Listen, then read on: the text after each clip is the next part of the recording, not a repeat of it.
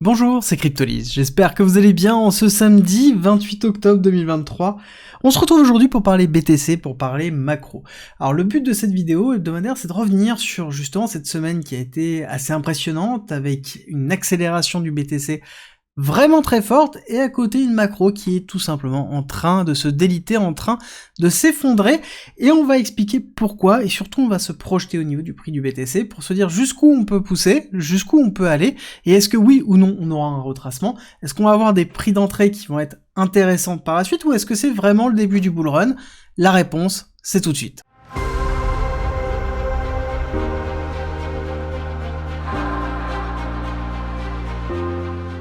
Pour rappel, vous avez toujours la possibilité d'avoir accès gratuitement au parcours pédagogique, qui est une formation de 60 heures, d'une valeur de 400 € qui vous permet d'apprendre la blockchain, la crypto, l'investissement, l'analyse technique, le trading, tout pour devenir rentable, à travers 130 vidéos, 400 pages de guide, des quiz pour savoir où vous en êtes dans votre progression, et le tout gratuitement. Pour avoir accès à cette formation à vie, il suffit d'utiliser la plateforme d'un de nos partenaires, tout est expliqué en commentaire et en description. On va commencer tout de suite par parler du BTC dans lequel on a eu une accélération très forte la semaine dernière, quasiment 18, un peu plus de 18%, sur une bougie dans laquelle on a clôturé à 15%, où on a eu vraiment, donc, parce que là je suis sur le CME, donc qui est le Chicago Mercantile Exchange, qui est le contrat futur Bitcoin qui clôture, donc qui ferme le vendredi soir. On voit qu'on a clôturé ici la bougie en hebdomadaire avec un petit retracement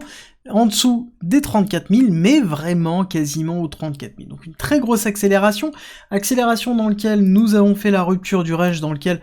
on traînait déjà depuis très longtemps, on est arrivé dans ce range-là, à peu près dans cette zone-là, et on a donc éclaté cette semaine, après 210 jours de range, donc forcément on a une rupture qui est très forte. Personnellement, je ne m'attendais pas à avoir la rupture aussi rapidement, je pensais qu'on allait encore faire un cycle d'aller-retour avant d'avoir la rupture, et on va se poser la question de pourquoi on a cette rupture-là, jusqu'où on peut aller, et est-ce que c'est lié à la macro, et comment la macro va jouer par rapport à ça, je vais vous donner ma vision. Alors déjà, pourquoi on a fait la rupture? Déjà, techniquement, nous avons fait une rupture de range dans lequel on a éclaté la résistance qui nous tenait à 32 000, dans lequel on est allé faire un gros short squeeze.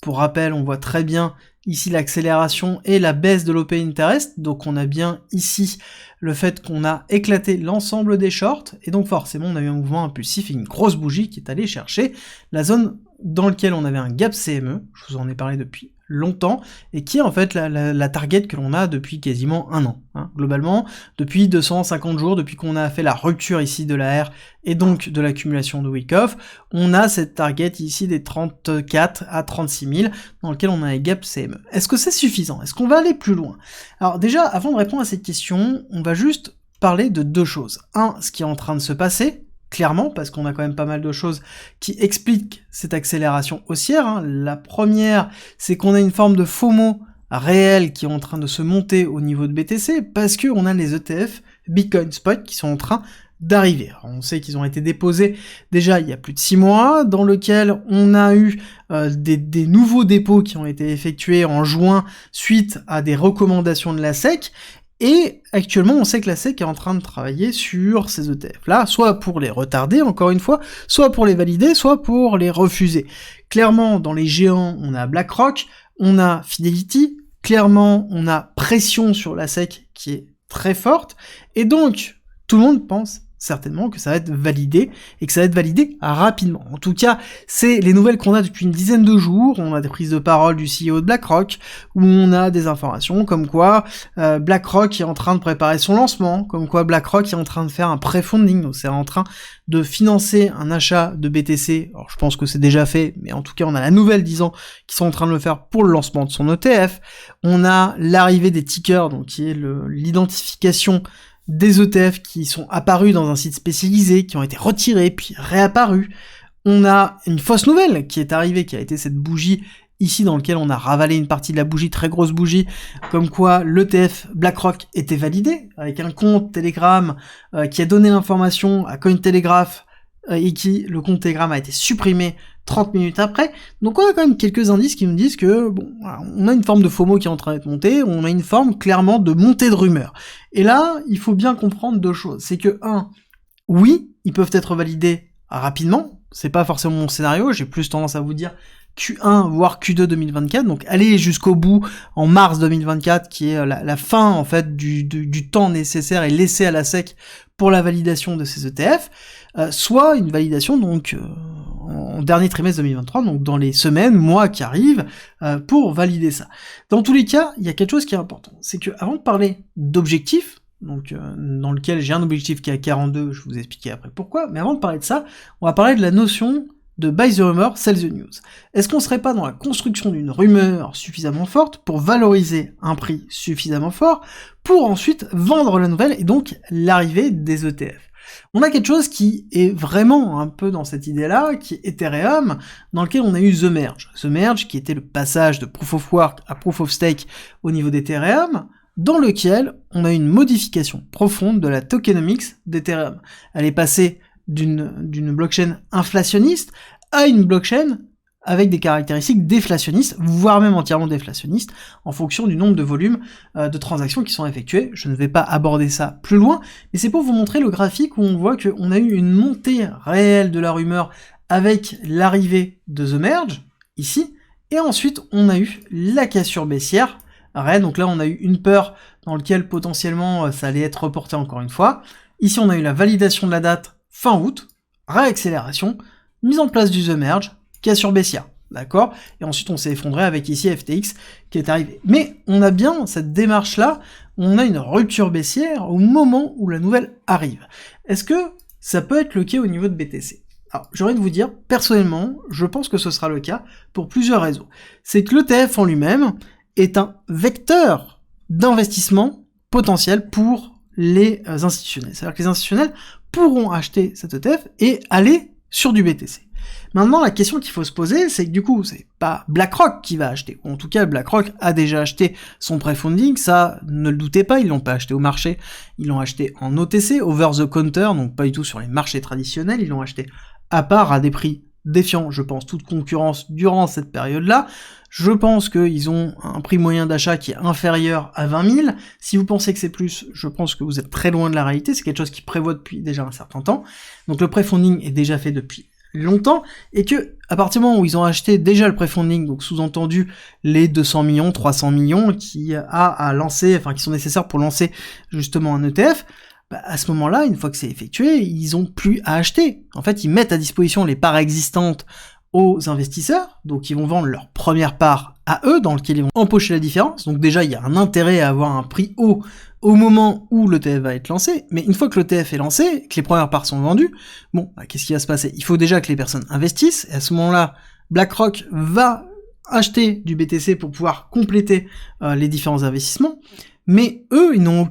aucun intérêt même à voir en fait un BTC valorisé, parce que eux, ça va être un pourcentage de la masse totale de l'investissement, donc il n'y a aucun intérêt à avoir une valorisation importante. Il faut qu'il y ait de la volatilité, il faut que ça devienne un produit dans lequel on a envie d'investir parce qu'il y a de la volatilité, oui, mais la notion d'un prix haut n'a absolument aucun intérêt. Et qu'est-ce qui va faire monter le prix à partir du moment où l'ETF va être lancé?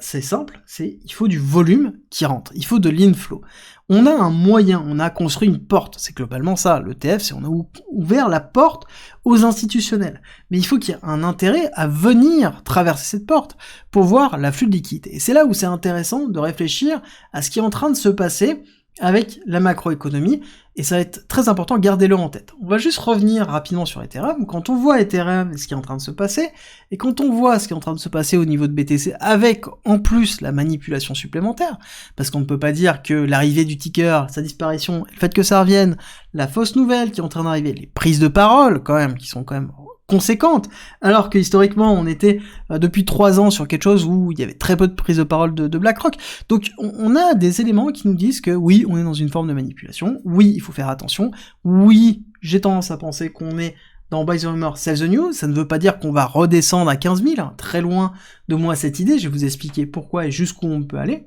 et on va le faire même maintenant. On garde juste en idée le fait que, à un moment donné, l'ETF c'est une porte pour que les institutionnels rentrent, et maintenant il faut se poser la question, est-ce que la macroéconomie donne un intérêt aux institutionnels à s'exposer au BTC? Il y a 2 possibilités, on va les voir tout de suite après avoir parlé de la target. Alors la target, elle est assez simple, somme toute pour moi. Quand on regarde le CME,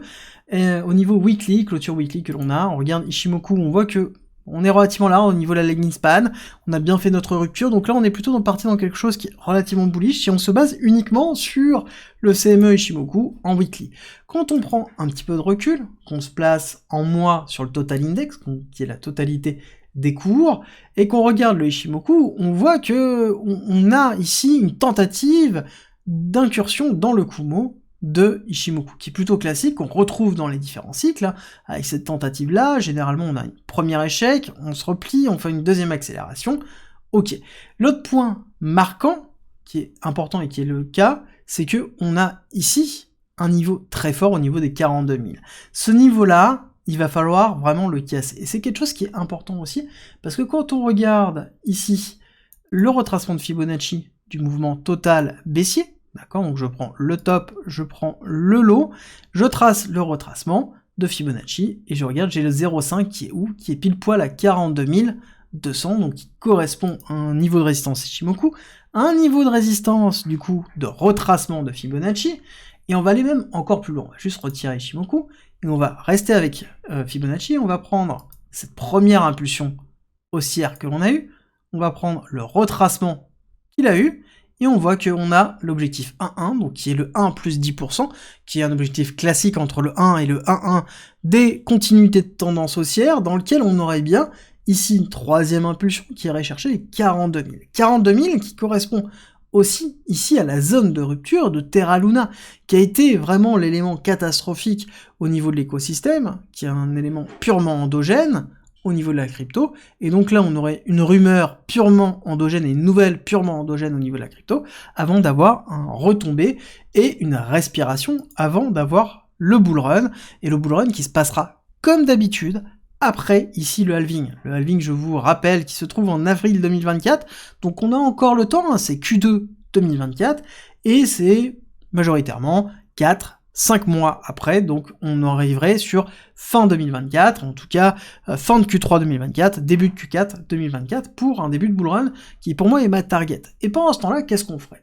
Pendant ce temps-là, on pourrait très bien mettre en place une zone de ranging, dans laquelle on aurait un retest ici de la zone de rupture, qui est une zone de résistance très importante, donc il serait logique d'aller la retester à un moment donné, donc on pourrait très bien aller retravailler les 42 000, s'enfoncer, retester les 32, pour ensuite mettre en place une zone de ranging avant d'avoir une rupture haussière, qui est un petit peu ce qu'on a eu ici. On voit bien qu'on a la zone de résistance, on casse cette zone de résistance, et ensuite on travaille cette zone de résistance, qui est exactement ce que l'on a eu ici. Donc pour moi, on serait dans cette même démarche, et qu'on retrouve, peu importe en fait les années, toujours cette rupture, et qui est plutôt classique, qui est en fait la construction même d'une structure haussière, comme on peut la connaître, c'est-à-dire qu'on a une zone de latéralisation, on arrête le bull run, on commence à rentrer dans une structure haussière avec un début de rupture de structure qu'on a connu, première phase de latéralisation, validation de la zone de rupture avec ici cette accélération haussière, et ensuite respiration. Est-ce qu'on peut aller chercher plus bas? Bah là c'est la grande question, est-ce qu'on peut retourner dans ces zones, alors je vais plutôt passer là,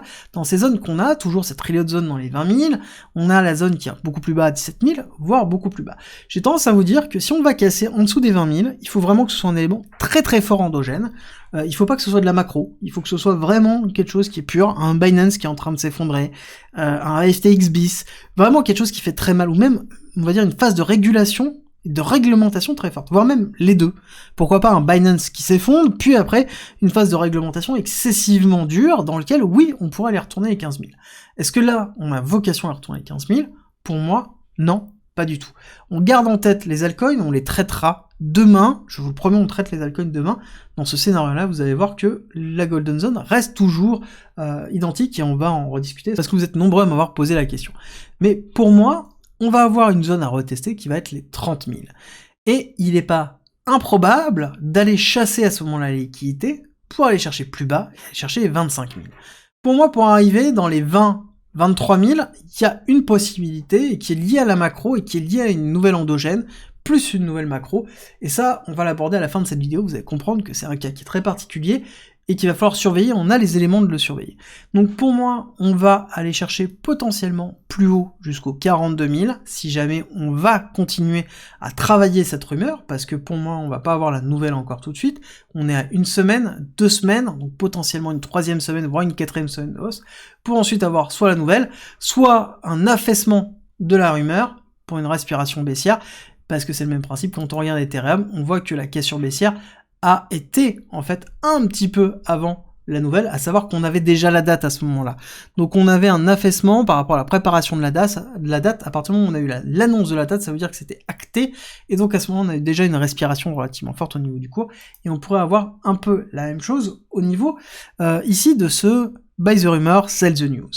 Au niveau de la macroéconomie, pourquoi on pourrait aller chercher plus bas? Parce que quand on regarde la macroéconomie, clairement au niveau du SP500, on est bien dans notre continuité baissière, on arrive dans nos targets, on était vraiment fixé entre cette zone des 4150 et le 1,618 avec les 4100 au niveau du SP500, qui est pour moi vraiment la zone d'atterrissage pour une continuité baissière dans laquelle on reteste la zone de rupture, un petit peu ce que l'on cherche à avoir au niveau de BTC, retester cette rupture pour ensuite repartir à la hausse, mais on peut très bien aller beaucoup plus bas. Et ça, je vais vous expliquer pourquoi. Parce que le Nasdaq, clairement, tient très fortement le SP500 avec les valeurs tech, dans lequel on commence à peine à faire la rupture, donc on a de la marge de descente, et que quand on regarde ici le Russell 2000, qui est la représentation des petites market cap du SP500, attention, c'est pas les petites market cap US, mais c'est les petites market cap représentées dans le SP500. L'intérêt de ça, c'est de retirer les grosses valeurs qui tiennent le SP500 à la hausse, parce que clairement, on le sait que le top 10 du SP500 tient majoritairement le SP500, et si c'était pas là, on serait dans cette démarche-là, où on serait pas loin d'une rupture baissière, d'une continuité baissière, et qui nous amènerait sur quelque chose qui serait beaucoup plus agressif, avec première continuité, retracement, et on irait chercher une target dans les 1000 au niveau du Russell. Et on irait chercher quoi? Ici, la partie Covid. Que sur un SP500 et un Nasdaq, d'accord, Nasdaq, on a encore un peu de marge, donc on a quelque chose quand même qui tient relativement, mais un SP500 qui se corrélerait avec les deux, on pourrait très bien aller chercher les 3800, voire même un retest du lot. Et là, ça sous-entendrait qu'on aurait une pression baissière très forte, et donc, à côté, aucun intérêt à aller sur des produits extrêmement risqués. Quand on a un retracement très fort au niveau de l'économie principale, on ne va pas sur un transfert monétaire, peu importe qu'on ait accès à un ETF BTC, on irait vraiment sur des matières premières, on irait à côté sur de l'obligataire, c'est-à-dire qu'on rappelle qu'on est sur des taux historiques au niveau de l'obligation,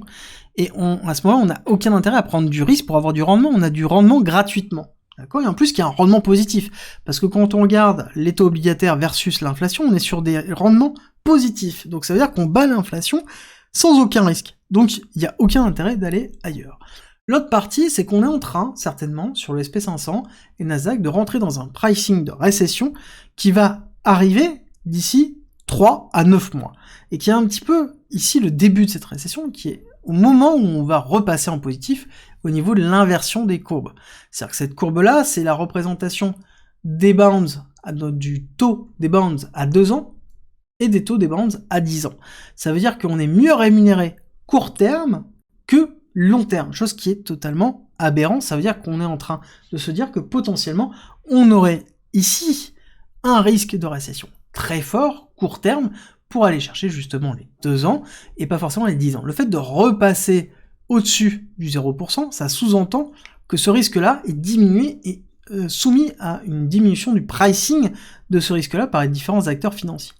Et généralement, quand on repasse au-dessus du 0, quand je dis généralement, c'est 99% du temps, on a la mise en place d'une récession, l'annonce en tout cas d'une récession qui est en train de se faire, et ça sous-entendrait que d'ici semaine/mois qui arrive, on aurait cette annonce de récession, pour moi Q1 2024, qui est en train d'être pricée où? Au niveau du SP500, et donc on aurait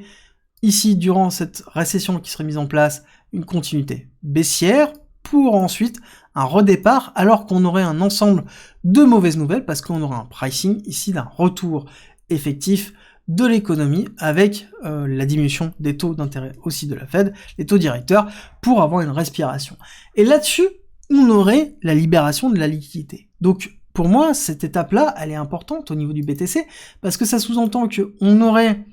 la mise en place de la nouvelle de l'ETF, une respiration avec une macroéconomie relativement forte, personne qui rentre dans l'ETF, donc un soufflet qui retombe, un retest des 31 000, si ça tient, tant mieux, donc à ce moment on latéralisera ici, soit ça casse parce qu'on a beaucoup plus de mauvaises nouvelles qui sont en train d'arriver, avec une réglementation qui risque d'être relativement forte, parce qu'il faut comprendre que si on a une crise bancaire aux USA, il est évident qu'on aura une réglementation très forte au niveau des cryptos pour éviter d'avoir un transfert de liquidité trop forte entre les deux. Le dollar doit rester roi, et ensuite retester les 25, voire potentiellement une continuité des mauvaises nouvelles, et aller faire une mèche pour faire peur à tout le monde, retester les 23 000. Donc pour moi, c'est des scénarios qui sont existants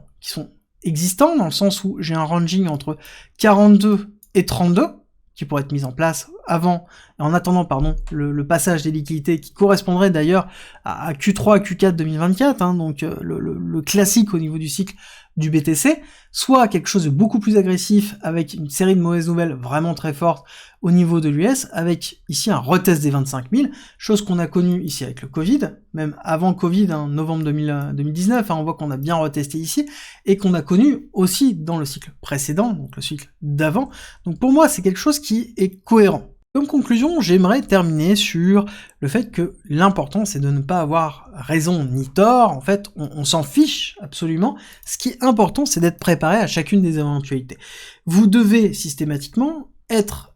prêt si jamais on a un début de bull run, si jamais on va à 42 000 on redescend, si jamais on zone, si jamais on va chercher les 20 000, vous devez être prêt émotionnellement à chacune de ces éventualités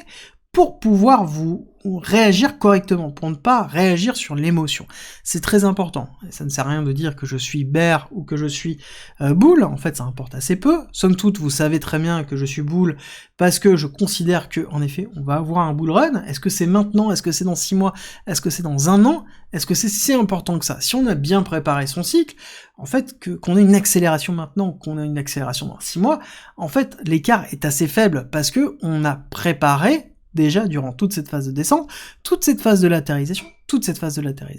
on est prêt, et on est prêt à l'éventualité d'avoir une chasse à la liquidité, d'avoir une dernière frayeur avant de repartir, et d'avoir une respiration. L'important, c'est juste d'être prêt, d'avoir votre stratégie, c'est le plus important. Si vous devez retenir qu'une chose de cette vidéo-là, c'est juste donnez-vous les moyens d'être prêt à chacune des éventualités. J'espère que cette vidéo vous a plu. Si c'est le cas, n'oubliez pas de me laisser un like et un commentaire, ça me fait toujours très plaisir. Et on se retrouve demain 8h30 pour une vidéo particulière sur les altcoins où on va parler justement du scénario altcoin par rapport au scénario que je viens de vous donner sur le Bitcoin. Donc c'est très important, on va parler des golden zones demain 8h30.